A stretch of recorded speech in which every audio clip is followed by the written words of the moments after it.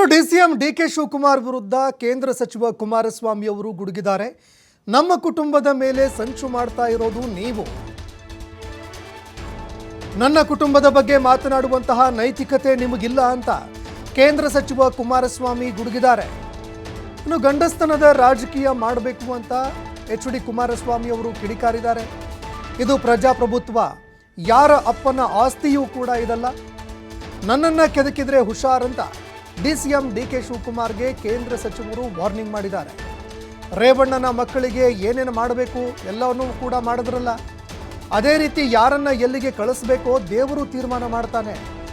ಮುಂದೆ ಏನೇನಾಗುತ್ತೆ ಅನ್ನೋದನ್ನ ಕಾದು ನೋಡಿ ಅಂತ H D Kumaraswamy DCM D K Shivakumar ವಿರುದ್ಧ ಕಿಡಿಕಾರಿದ್ದಾರೆ.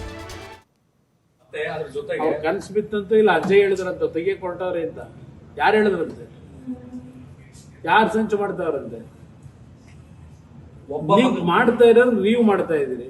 ಒಬ್ಬ ಮಗನ ರಾಜಕೀಯವಾಗಿ ಬೆಳೆಸಲಿಕ್ಕೆ ಮತ್ತೊಬ್ಬ ಮಗನ ಮೇಲೆ ಕೇಸ್ ಹಾಕ್ಸಿದ್ದಾರೆ. ಸಿದ್ದರಾಮಯ್ಯನ ಹೆಂಡ್ತಿನ ಬಿಡ್ತೀರಾ ಅನ್ನೋ ತರದಲ್ಲಿ ಕೇಳಿ. ಅದನ್ನ ನಾಲಿಗೆನೋ ಇಲ್ಲ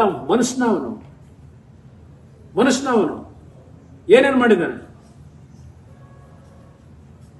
ಗಂಡಸ್ನಂತ ರಾಜಕೀಯ ಮಾಡಬೇಕು ಮಾಡೋದಾದ್ರೆ ನನ್ನ ಕುಟುಂಬದ ಮೇಲೆ ನನ್ನ ಬಗ್ಗೆ ಚರ್ಚೆ ಮಾಡ್ತಾನೆ. ಯಾವ ನಪ ಮುಸುರು ಮಾಡೋ ಕೆಲಸ ಮಾಡ್ಕೊಂಡು ಕೂತವನೆ. ನನ್ನ ಪ್ರಶ್ನೆ ಮಾಡ್ತಾನೆ. ಜನ ಬೆಳೆಸೋದು ನನ್ನ ಮಗನಾಗ್ಲಿ ಇನ್ನೊಬ್ಬ ಮಗನಾಗ್ಲಿ ಜನ ತೀರ್ಮಾನ ಮಾಡ್ತಾರೆ. ನಾನು ಮಾಡೋಕ್ಕಾಗತ್ತಾ? ಪ್ರಜಾಪ್ರಭುತ್ವ ವ್ಯವಸ್ಥೆ ಇದು, ಯಾರಪ್ಪರ ಆಸ್ತಿ ಅಲ್ಲ ಇದು.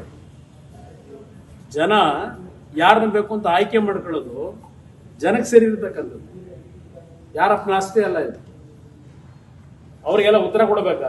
ನನಗೆ ಯಾರ ಮೊನ್ನೆ ಅಜ್ಜಿ ಹೇಳಿದ್ದಲ್ಲ, ಕೊಚ್ಚೆ ಮೇಲೆಲ್ಲ ಯಾಕೆ ಕಲ್ಲಂಕೆ ಅಂತ. ಮೊದಲು ನೆಟ್ಟಿ ಬದುಕದ್ ಕಲೀರಿ, ಕೆಟಕಿದಿರಿ.